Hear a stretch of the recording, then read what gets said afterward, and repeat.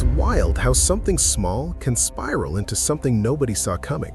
One minute, it's just two teenagers trading heated words. The next, it's a feud that would drag in friends, ignite rumors, and set off a chain of decisions that changed multiple lives forever. What began with a minor argument didn't fade the way it should have. Instead, pride brewed into obsession, and a simple teenage clash started building toward a moment that would leave an entire community stunned. And the most unbelievable part? It all started over something so small that everyone assumed it would blow over within days. But that was only the beginning. It all started with nothing more than a typical teenage argument, one of those quick flare-ups that usually burns out long before anyone takes it seriously.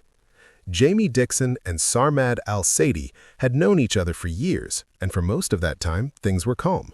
But all it takes is one moment for familiar faces to turn into rivals. A heated exchange turned physical, and before anyone could stop it, the situation snapped. Sarmad pulled out a knife, catching Jamie across the wrist and leaving him with a deep wound before running off. It should have been a turning point where everyone cooled down and walked away. But that wasn't what happened. For Jamie, the cut wasn't just an injury, it was a reminder. Every time he looked at it, the anger came back. And while months passed, the tension never really faded. Word spread, threats circulated, and the rivalry kept swelling beneath the surface. Meanwhile, Sarmad wasn't ignoring the danger either. He heard the whispers, the talk on the street, the warnings. He knew Jamie wasn't letting it go, so he started keeping a knife close, convinced it was only a matter of time before the past came back around. Yet neither of them realized that someone else was about to step into the situation and take it in a direction none of them were prepared for. While the feud simmered in the background, another thread quietly formed, one that would pull the entire situation into something far more serious. A mutual friend, 17-year-old Asad Hussein, reached out to Jamie. Their conversation drifted, and Sarmad's name came up. On the surface, it was just normal talk, but underneath, both of them had their own frustrations with him. Asad had his own issue, a small 25-pound cannabis debt Sarmad hadn't paid back. Nothing dramatic, nothing worth more than a few annoyed messages. But according to what people around them later said, Jamie didn't see the debt as a simple disagreement. Rumors suggest he saw it as the perfect opening, an excuse disguised as a coincidence. That's when Jamie floated an idea that shocked even those who later learned the details. Asad would meet up with Sarmad under the pretense of sorting out the unpaid debt. Then, while they talked, Jamie would be nearby, waiting for the moment to strike. It sounded reckless, risky, almost unreal. But for reasons no one fully understands, Asad didn't hesitate. Reports claim he agreed without a second thought, turning a petty dispute into something far more dangerous. Just like that, the plan was no longer an idea, it was in motion. And none of them seemed to understand how fast everything was about to spiral out of control. 2 days before Christmas, everything quietly slid into place. Sarmad was heading to a friend's house, expecting nothing more than an afternoon of PlayStation and jokes, completely unaware that the location he casually shared would become the center of a setup he never saw coming. Earlier in the day, he and Asad talked about the small debt again, and Sarmad mentioned where he'd be. To him, it was harmless. To Asad, it was the final piece Hamie needed. Without hesitation, Asad passed the address straight to Hamie. That's when Hamie and his close friend, 16-year-old Lamar Forbes, got ready. They each armed themselves and walked toward the house. By around 5:20 p.m., they arrived and lingered in the shadows outside. CCTV footage later captured the way they moved, pacing back and forth, drawing and resheathing the blades they carried, drifting between the driveway and next door as if waiting for the perfect chance. But the moment never came. Sarmad stayed inside, relaxing with friends, unaware that danger was only steps away. Minutes stretched on, turning into nearly an hour. The tension outside built with every passing second. Then, the final piece arrived: Asad. He approached the house, armed as well, and according to investigators later, he instantly recognized Hamie and Lamar waiting outside. No words exchanged, Just a quick look in their direction, a glance that in hindsight said everything. But what happened once Assad walked inside would shift the entire plan into something far more chaotic than anyone expected. Inside the house, Sarmad and his friends were hanging out like it was any normal afternoon. They had no idea that the person who just stepped through the door wasn't there to settle a tiny debt. He was there to set a plan in motion.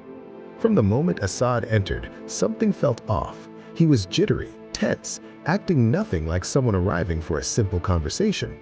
Even the others in the room sensed the shift, though they couldn't put a finger on it.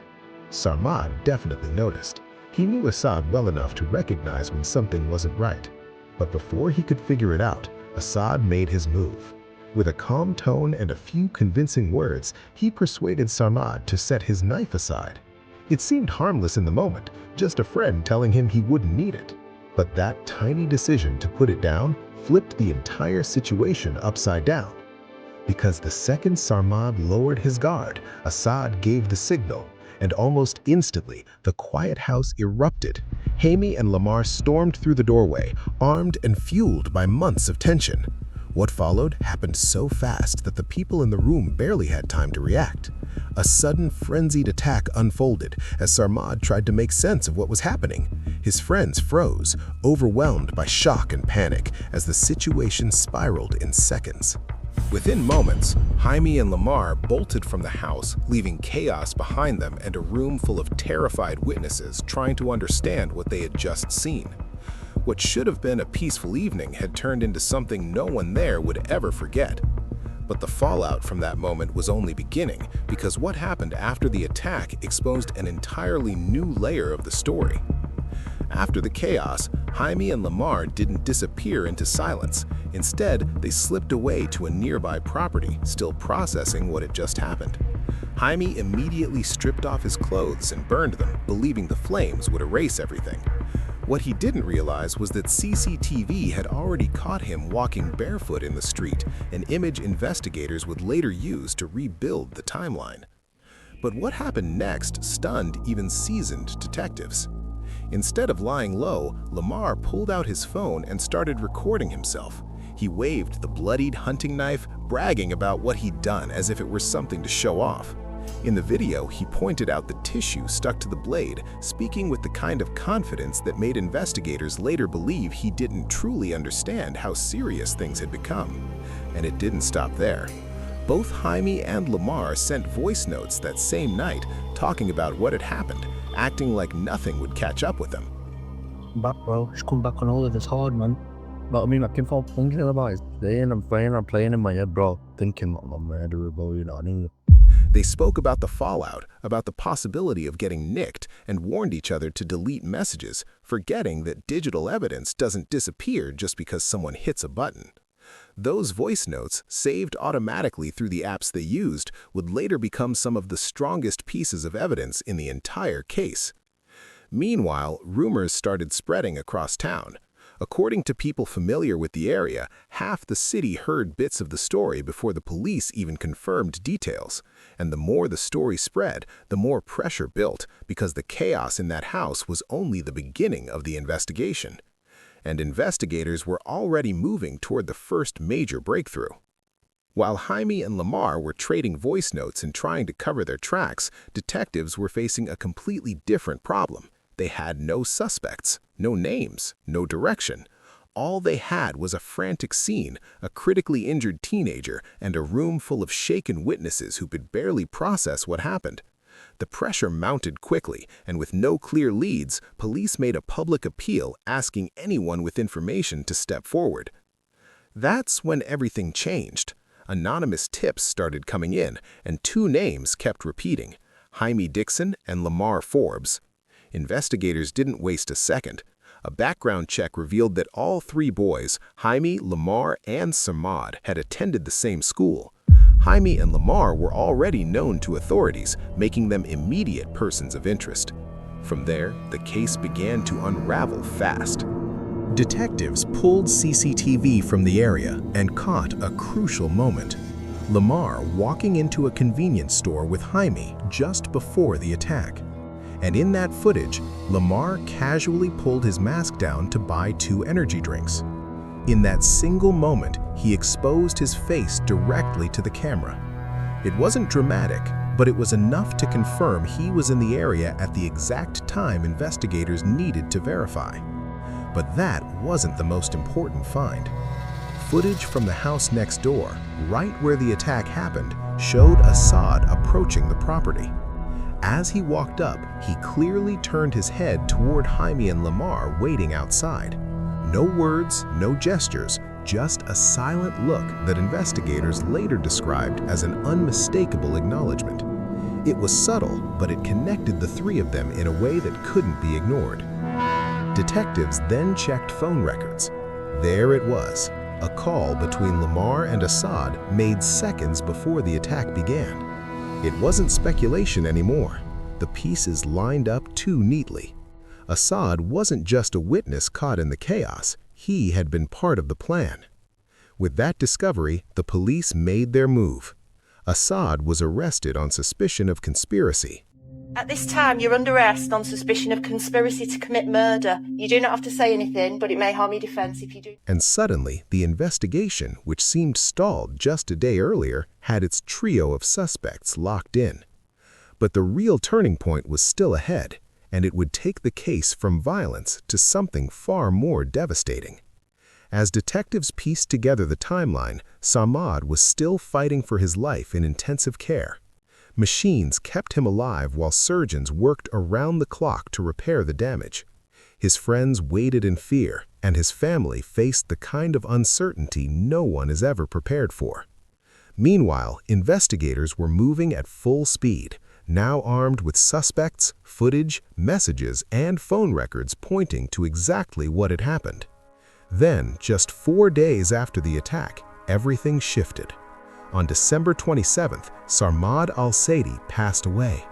He was only 16. The moment the news broke, the entire investigation transformed from a violent assault into a full murder case. And for the 3 teenagers involved, the gravity of their decisions hit with a weight none of them could escape.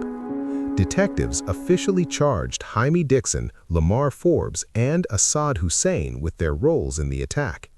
Bail wasn't even an option. The evidence against them was stacked too high, from digital voice notes to CCTV and witness accounts. As the case moved into court, the truth of each person's involvement became impossible to hide. Lamar, confronted with overwhelming evidence and his own recorded words, admitted guilt. He pled guilty to murder, accepting a life sentence with a minimum term of 15 years.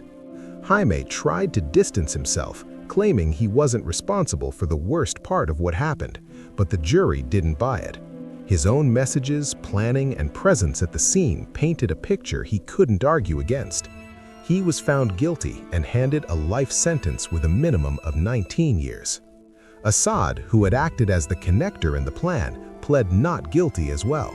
But the silent head turn caught on camera, the phone call seconds before the attack, and his role in convincing Sarmad to lower his guard all pointed toward involvement. The jury convicted him of conspiracy to commit grievous bodily harm, earning him 5 years in prison. But even with the sentences handed down, one question remained for everyone watching the case. How did something so small spiral into something so devastating? And that's where the final part of this story brings everything together. When the verdicts were finally read, the courtroom felt heavy. 3 teenagers, once connected through school and neighborhood ties, now stood on opposite sides of a tragedy none of them could undo. Lamar accepted his fate early, Jamie tried to fight it until the end, and Assad learned that even being in the middle doesn't shield anyone from the consequences of getting involved in something dangerous. But while their sentences were severe, the real weight of the situation didn't fall on them alone. It landed on every family involved, every friend who watched the story unfold, and an entire community that never expected something so small to escalate that far. What made the case so heartbreaking wasn't just the violence, it was the simplicity of its origin. A petty argument, a small debt, teenage pride. None of it should have led to a life being lost. Yet once the tension started rising, nobody stepped back. Nobody stopped to think about where the path was heading, and by the time emotions cooled, the damage was already done.